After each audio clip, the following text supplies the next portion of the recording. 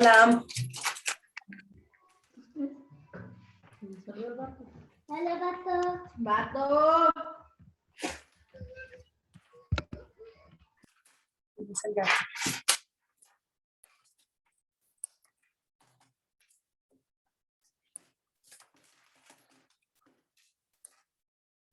Todos.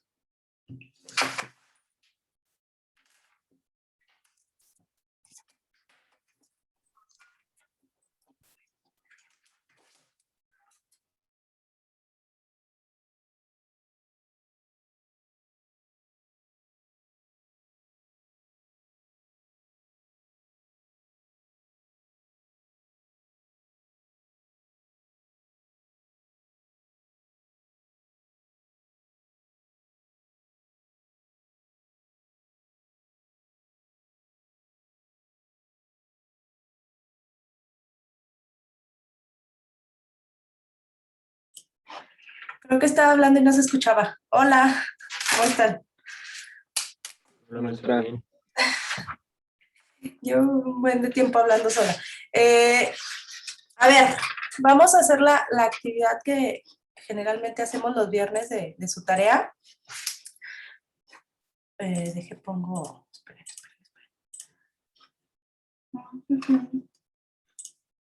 Aquí está, ya. A ver, tengan sus camaritas tantito nada más para ver lo de sus tareas.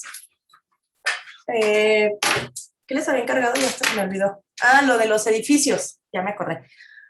A ver, pregunta para, ¿quién tengo aquí primero? Mauricio, ¿cuáles son las características del ágora? Si hicieron la tarea, pues más o menos deben saber. Déjame buscar la tarea, maestra. No me acuerdo, maestra. Mal. Tacho. A ver, bueno. No hagan su tarea nada más así, sin sentido. Necesitan reflexionarla. A ver, acá tengo a Carlos. Carlos, misma pregunta. Características del ágora. ¿O qué es? Lo hicieron su tarea todo. Si nadie sabe esa pregunta. A ver, ni Carlos ni Mauricio. Eso me hace ver que entonces no están haciendo la tarea bien. A ver, por acá. Francisco. Características de las estoas. ¿O qué es?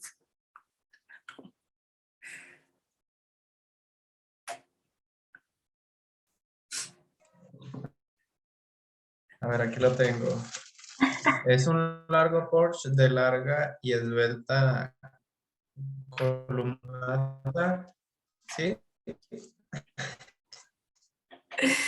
Oigan, no, muy mal, chavos. Emplazando en la obra de Es otro como Paseo palacio. Durango, ¿no? Usted dijo que era como Como, donde iban los filósofos. exacto, en un espacio social. Pero ahí va lo que les... Muy mal, perdón que les diga, pero, o sea, no, tienen que leer e investigar un poco más y no ponerlo primero que... Es que me estaba dando cuenta en sus tareas que, pues yo también uso Wikipedia para un chorro de cosas, pero no pongan lo primero que viene en la primera línea de Wikipedia, así literal lo copian y luego todas las tareas son iguales, por lo mismo, o del Rincón del Vago, no sé de dónde lo hacen, pero seguro de una de esas dos, que son seguro las primeras que pones en internet y las primeras páginas que te salen porque se parecen mucho sus tareas en ese sentido. Necesitan abrir su bibliografía, leer un poco más sobre lo que vemos. ¿Cuándo encargó eso, maestro? Eso fue del jueves pasado para la tarea que debí revisar ayer. Bueno, esta semana. Ah, no, es que yo no sabía. Está siempre en el portal, pero bueno. Ok. No, nada más, hasta me sentí que los estaba regañando. No, pero para que vean un poquito más allá de lo que hacen en sus tareas, pues. A ver, Ociel, que te tengo por acá. Características de la Acrópolis, ¿o qué es? Pues era las ciudades, ¿no? Eran, como se les decía, las primeras ciudades, Acrópolis. Oh, no, no es cierto. Era el punto más alto de la ciudad, ¿no? Algo así. Sí, donde estaban situados ¿Tampoco? los templos. ¿Sí hicieron su tarea? Ahorita la voy a Sí, eso, perdón, me confundí. Sí, Ok. Bueno, de todas maneras, no he revisado su tarea, pero estoy viendo como que nada más la están haciendo así muy sin sentido. no, era eso, me equivoqué, perdón. No, está bien, a ver. Ah, a ver, Diana, que estás por acá abajo. ¿Qué es el bouleterión?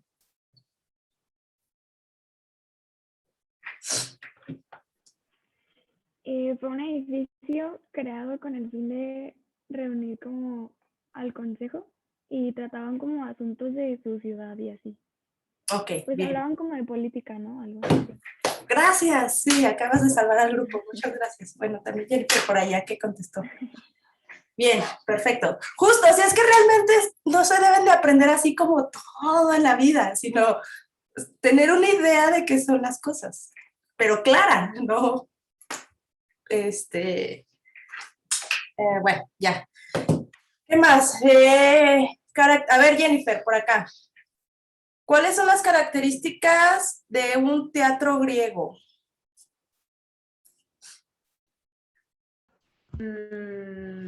Pues que tiene gradas o sea, para los espectadores. Tienen la orchestra, o no sé cómo se llama, para los que se presentaban. Uh-huh. Y detrás de ahí tiene como un tipo cuarto donde se preparaban las personas que se iban a presentar. Súper. Gracias. Perfecto. Ok, ¿quién más me falta por acá? ¿Quién es iPhone de B? ¿Quién sabe? No tengo idea.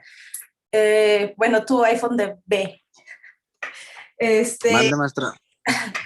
A ver, pregunta, ¿qué es el Ágora? Es que yo la semana pasada no pude entrar a las clases, maestra. Muy bien, tienes ahí tarea pendiente entonces. Maestra, pero eso también lo encargó dentro de las Sí. definiciones.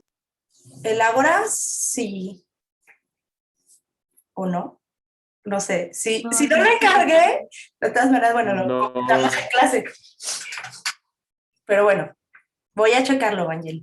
Ya que estás ahí, no te he preguntado, ¿qué es un odeón?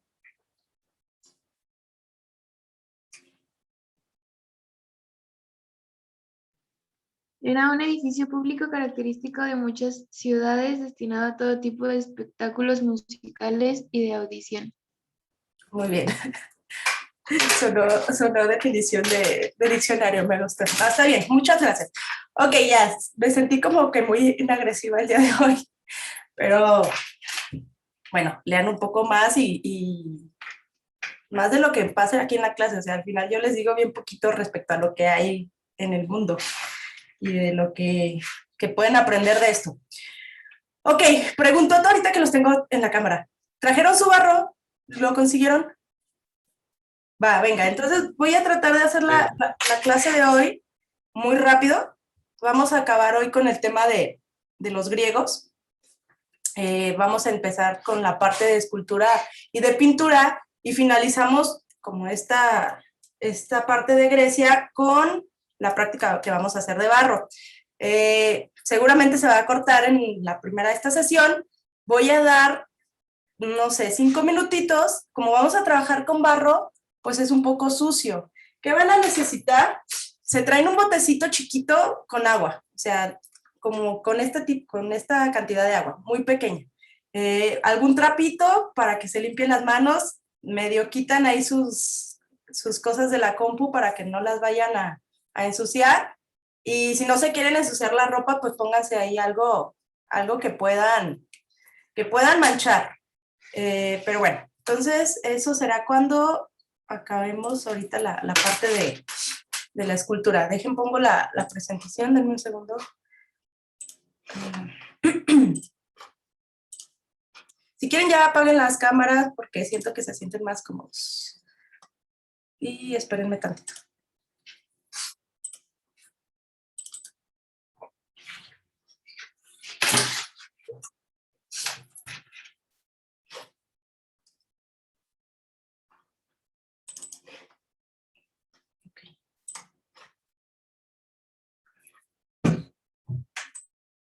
Denme un segundo porque tengo que ir por papel para sonarme la naricera.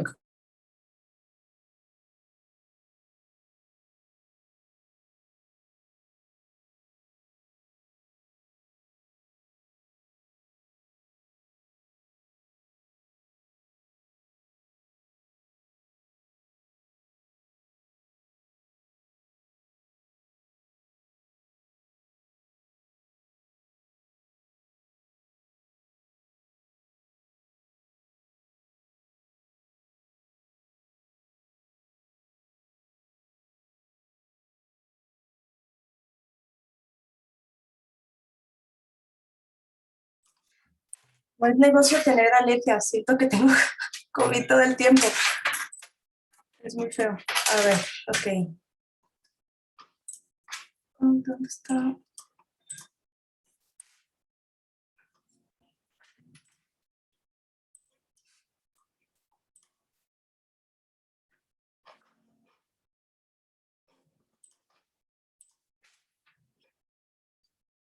Ok, a ver.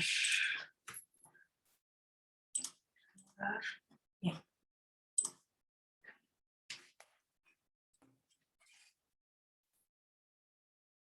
Oye, te llamo en un ratito, es que estoy en clase. Bye. Ok, me dicen si cambia la presentación. Sí cambió, ¿verdad? Sí está cambiando. Sí. Súper. Ok, bien, entonces, el día de ayer vimos la parte de los órdenes griegos. Ahí sí son como muchos nombres y todo, pero se los van a ir aprendiendo. Aunque se aprendan los nombres de los órdenes, dórico, jónico y corintio, y cómo clasificar, yo creo que es suficiente. Ok. Vamos a entrar a las características de tanto la escultura como de la pintura.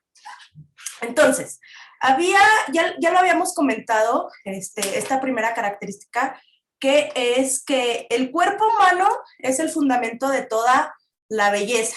Habíamos comentado que había este cambio que se realizó desde Egipto hasta Grecia, donde en Egipto lo más importante, como ya lo habíamos visto, eran los dioses y los faraones. Y en Grecia cambia la escala y se le empieza a tomar importancia a lo que es el ser humano. De modo que pues hasta los edificios los empiezan a medir en yardas, pies, etcétera, que diga manos, pulgadas, tomando como referencia el cuerpo humano.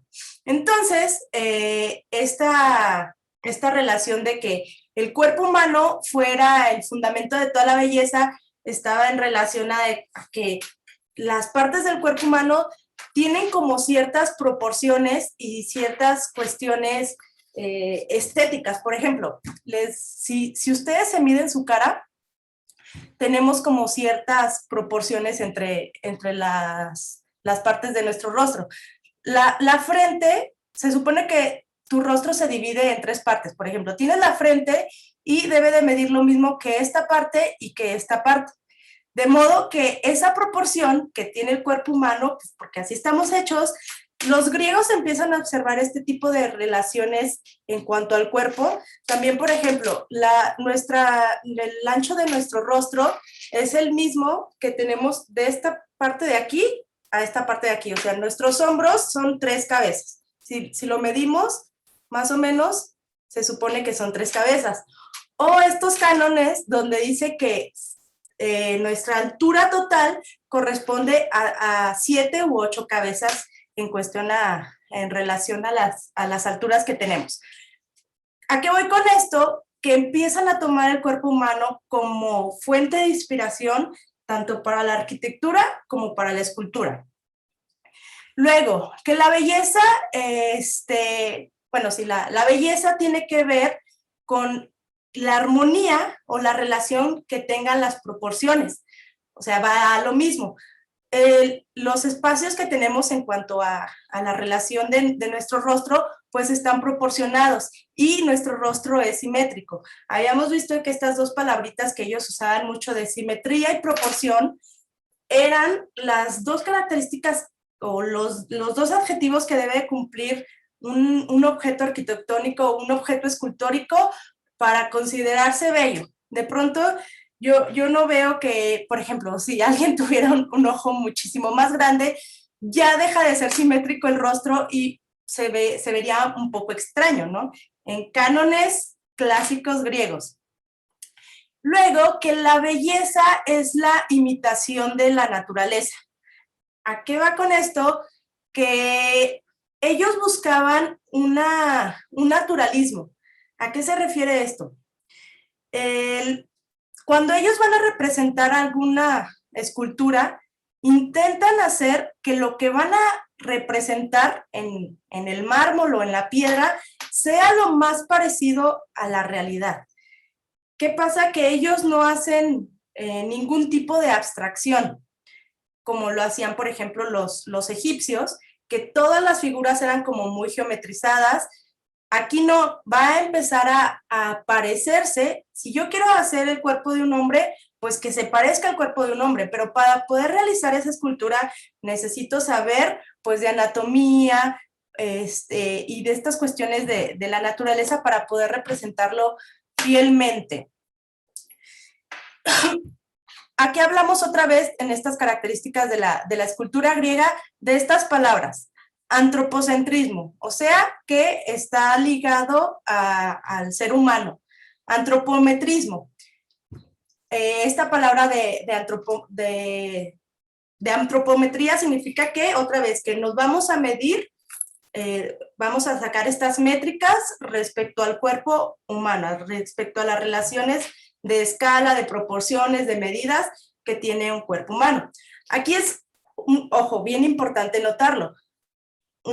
Las medidas que iban a tener ellos como griegos, los cuerpos de estas gentes europeas, por ejemplo, son más altos o más grandes en relación a un mexicano, por ejemplo.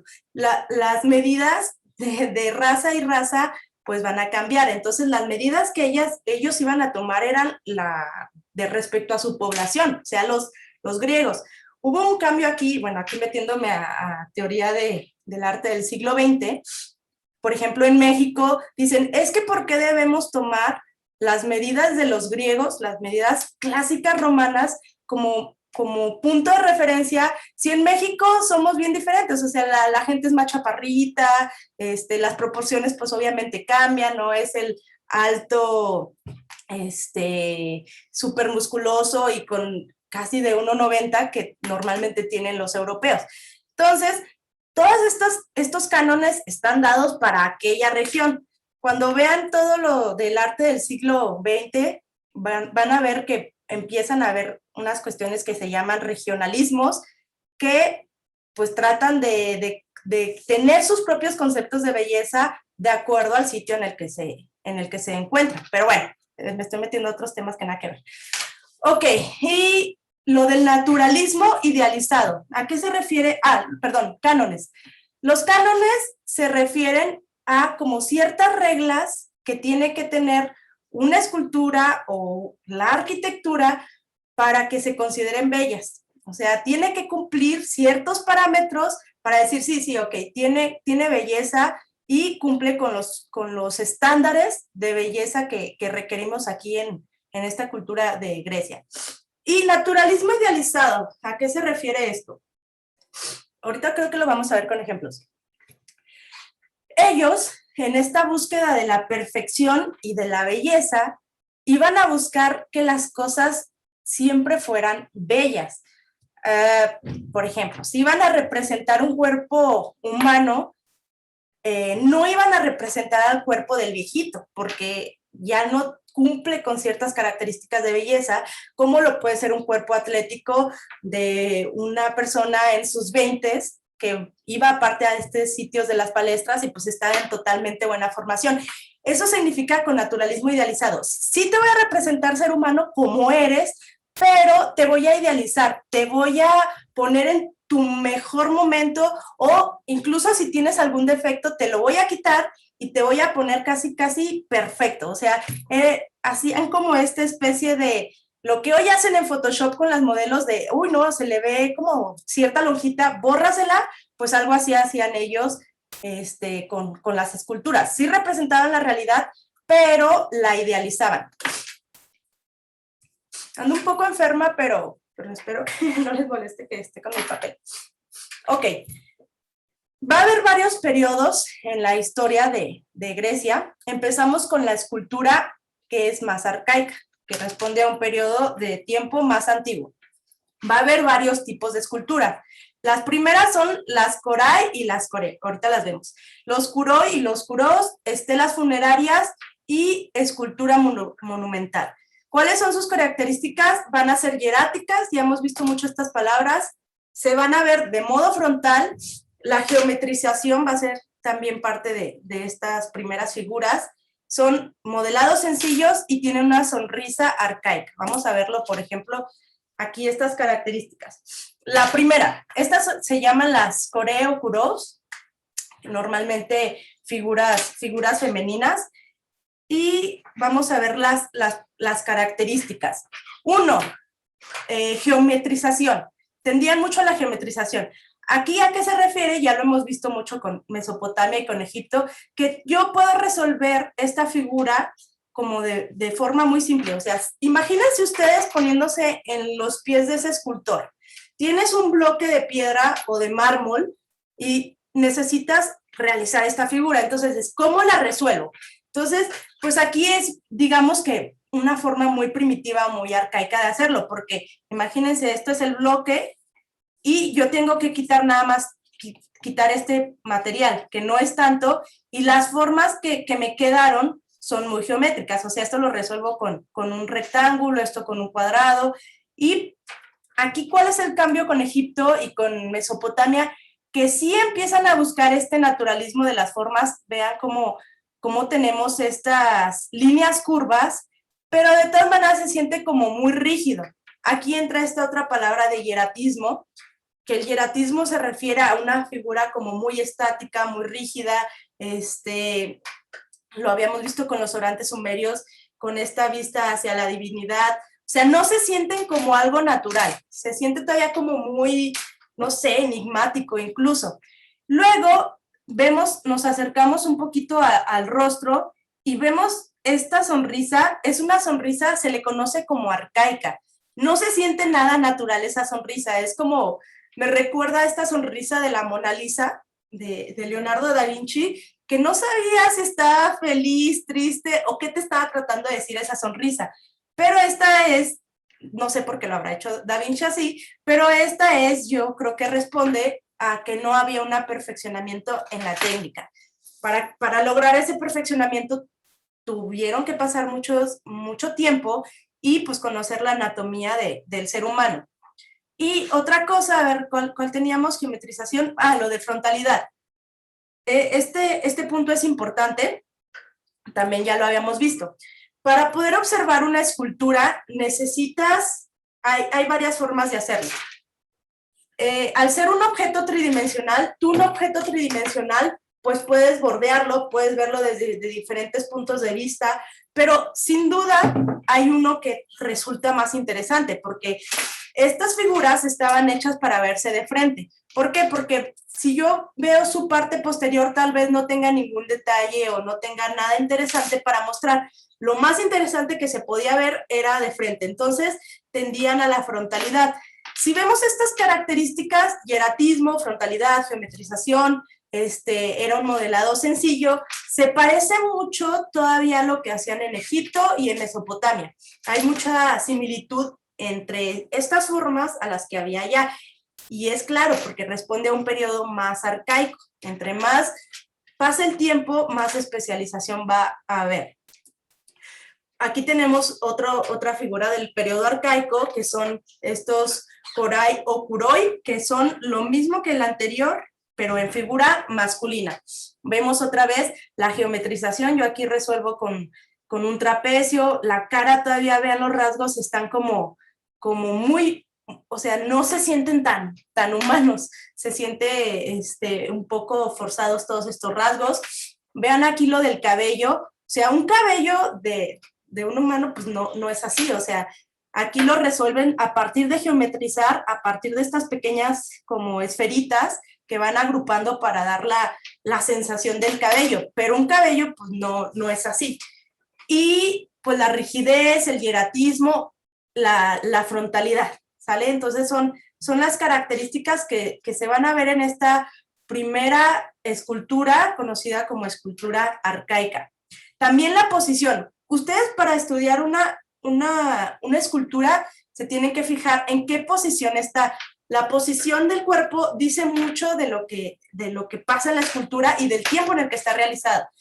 Por ejemplo, pónganse otra vez en los zapatos del escultor. ¿Cómo resuelvo yo tener un volumen y que se sostenga? O sea, la gravedad hace sus efectos también en la escultura. Entonces, ¿cómo lo resuelvo? Voy a poner un pie adelante de otro. De algún modo, si yo aquí hago una geometrización, me forma un triángulo. Incluso si ustedes se ponen de pie, tu punto más estable es si pones como esa posición de tener un pie enfrente del otro o con los pies así, porque estás formando como un triángulo y el triángulo, como ya lo vimos, es una figura que te genera estabilidad. Entonces, pues ellos, para que no se les cayera la figura, necesitaban buscar la estabilidad y la forma de hacerlo es poniendo esta posición, que es una posición muy arcaica, pero que te asegura que tu escultura no se va a caer. ¿Sale? Y vean, aquí también lo que les decía de la anatomía. Ah, caray. Si ustedes se miden, su brazo normalmente les llega como a la altura del muslo. Me quería parar para que vieran, pero bueno, hagan ustedes. Y vean aquí, casi, o sea, debería llegar un poco como por aquí, el brazo se siente pequeño, pero porque todavía no había como una especialización en cuanto a las cuestiones de anatomía. Pero bueno, entonces vemos que esta escultura arcaica pues se parece mucho a Mesopotamia y Egipto, todavía está como muy rígida, hierática, frontal, geometrizada, etcétera. Otro tipo de escultura que van a realizar es estas esculturas en relieve, que se sienten un poco más naturalistas que las que vimos anteriormente. Vean aquí, el cuerpo humano empieza a tener los elementos anatómicos que hacen que realmente parezca un cuerpo humano, pero de todas maneras todavía se siente arcaico. Vean el cabello otra vez resuelto con estas esferitas, pero empiezan a buscar esta especialización. Y normalmente estas figuras en relieve se van a situar, lo habíamos visto, en la parte del frontón de estos templos dóricos. Sabemos que es dórico porque pues vean el capitel y no tiene basa. Y normalmente también en esta parte que tenemos los triglifos y las métopas. Normalmente va a estar esta integración escultórica en las métopas de los templos dóricos. Y ahí es cuando digo, la arquitectura y la escultura eran como parte de lo mismo. Si ibas a hacer el templo, también tenías que pensar, si ibas a hacer la arquitectura del templo, también tenías que pensar pues, en los elementos escultóricos que iban a adornar ahí tu espacio, ¿no? Y luego aparecen estas esculturas que personalmente me gustan mucho, llamadas las cariátides, que eran elementos, en vez de poner este tipo de, esperen, nos quedan 10 minutos, en vez de poner una columna dórica, jónica o corintia, iban a hacer una columna en forma de mujer que iba a resolver el problema de la bajada de cargas y al mismo tiempo iba a hacer esta integración escultórica en el edificio. Este es el Erecteión, que está en la Acrópolis de Atenas, ¿sale? Más adelante, cuando ustedes vean, las cariátides son las columnas mujeres. Hay otros que son los atlantes, que son en hombres, pero aquí en Grecia no los vamos a ver. Esos surgen hasta después. Ok. ¿Dudas hasta ahí o vamos bien?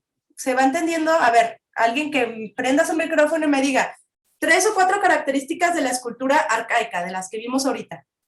A ver, para ver si siguen despiertos. Diana.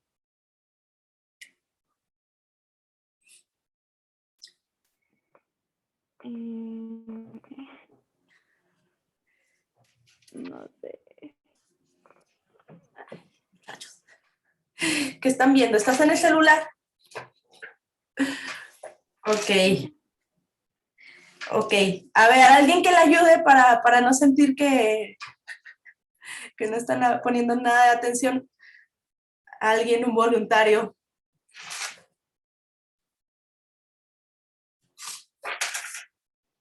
Que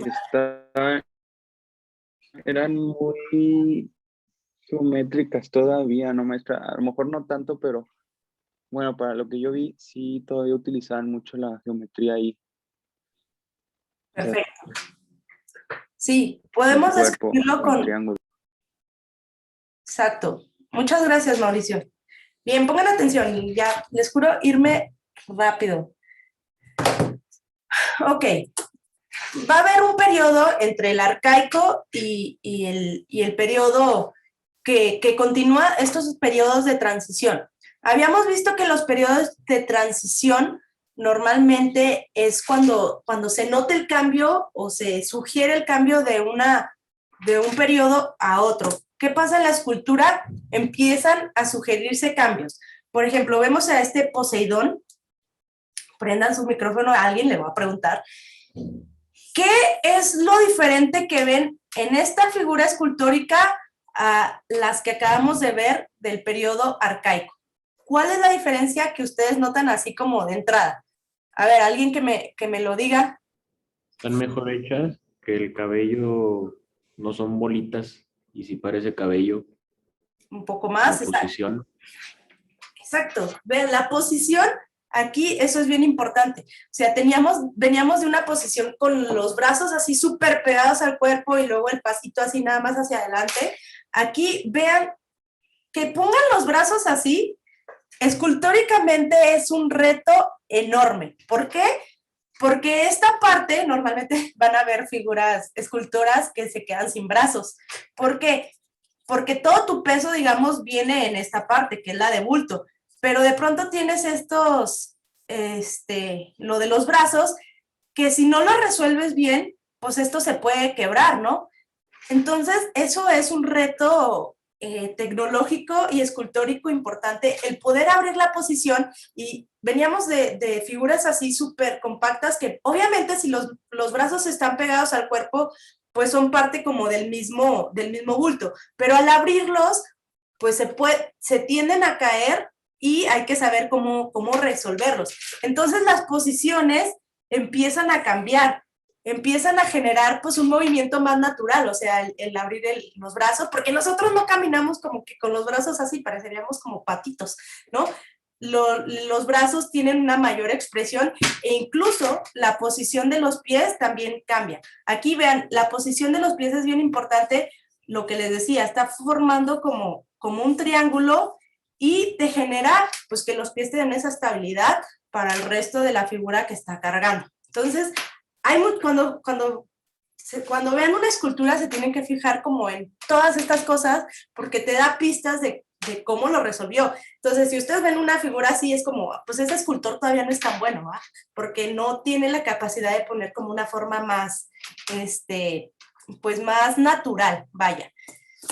Luego, pues esos son como el periodo de medio cambio, para llegar a la etapa clásica. Aquí, ¿cuáles son las características? Desaparecen los arcaísmos, o sea que ya se busca otro tipo de escultura mejor realizada. Bueno, no mejor, no estoy diciendo que la otra sea mala, más bien como más especializada o que se parezca más al cuerpo humano. se tiene un dominio total de la anatomía. Esto es bien importante porque pues se empezó a estudiar los músculos, cómo se conforman unos con otros, cómo se agarran, etcétera. Y si tú estudias anatomía, es muy probable que puedas tener una mejor escultura. Y luego, el naturalismo en actitudes significa que pues ya no van a poner esta posición como súper rígida que es antinatural, no caminamos así, sino que van a tener los pies y las manos como mayor movimiento natural. Y pues el objetivo de la belleza ideal. Aquí jamás en una figura clásica van a ver ustedes la figura de alguien o gordito, o viejito, o con algún desperfecto físico, porque pues no entraba en esos cánones. Y va a haber varios escultores en esta escuela clásica que van a ser como las figuras, ¿no? Tenemos a Mirón, a Policleto, a Fidias y a Crésilas. El más conocido, el más importante va a ser Policleto, y lo vamos a ver ahorita por qué. Vean, aquí en la figura clásica, o sea, ya observamos, pues más, alguien que me diga, de acuerdo a lo que vimos ahorita en la figura arcaica y en este periodo de transición, ¿qué encuentran aquí de diferente con las dos esculturas anteriores? A ver, alguien que me diga. La posición y la anatomía del cuerpo. Correcto, correcto. O sea, vean aquí el uso de la curva. O sea, el usar esta posición totalmente curva, pues significa que ya tenían un dominio súper cañón de el material y de la anatomía. Porque aparte aquí ya están representando, por ejemplo, los serratos, se llaman estos músculos, toda la parte de los glúteos, las piernas, los músculos de todo el cuerpo. ¿Por qué? Porque ya tenían un dominio de la anatomía. Entonces, al tener un dominio de la anatomía, sabes qué posiciones se pueden lograr con pues, los diferentes músculos a partir también de la observación. Y vean, o sea, la figura, más bien la posición de los pies, pues ya responde como a otra cosa. Ya no tenemos esta posición de un piecito adelante de otro, o los pies como en abiertos, formando ese triángulo. Aquí, ¿con qué se van a ayudar? Con este elemento que vemos atrás para generar que no se caiga la escultura, pero pues los pies ya son parte, se ven más naturales. Nos queda un minuto, menos de un minuto, lo voy a cortar y nos volvemos a conectar. Fin.